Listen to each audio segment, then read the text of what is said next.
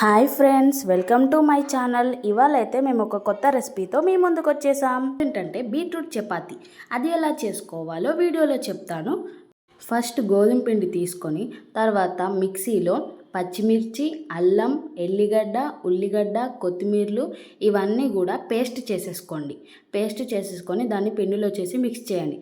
తర్వాత మన బీట్రూట్ ముక్కల్ని కూడా పేస్ట్ చేసి అందులో కలిపే నెక్స్ట్ అందులో కల్యమాకు, కొత్తిమీరాకు కూడా వేసుకోవాలి. అన్నీ వేసుకున్న తర్వాత దాన్ని ఒక ముద్దలాగా కలుపుకొని ఇంకేముంది చపాతీలా చేసుకోవడమే.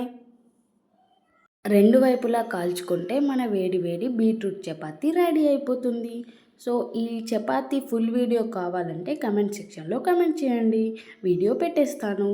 అయితే ఈ చపాతీని మనం డైరెక్ట్గా కూడా తినేయచ్చు, ఎందుకంటే ఆల్ మిక్స్డ్ ఫ్లేవర్ వేసేసాం కాబట్టి దీని స్మెల్ కానీ ఆ టేస్ట్ కానీ చాలా బాగుంది. మీరు కావాలంటే దీన్ని కర్రీలో పెట్టుకొని కూడా తినొచ్చు. ఓకేనా, నేనైతే బీరకాయ కర్రీలో పెట్టుకొని తిన్నాను. టేస్ట్ అయితే అదిరిపోయింది. సో మన వీడియోస్ నచ్చితే లైక్, షేర్ అండ్ సబ్స్క్రైబ్ చేయండి. ఇలాంటి మరిన్ని కొత్త కొత్త వీడియోస్ కోసం మా ఛానల్ని సపోర్ట్ చేయండి.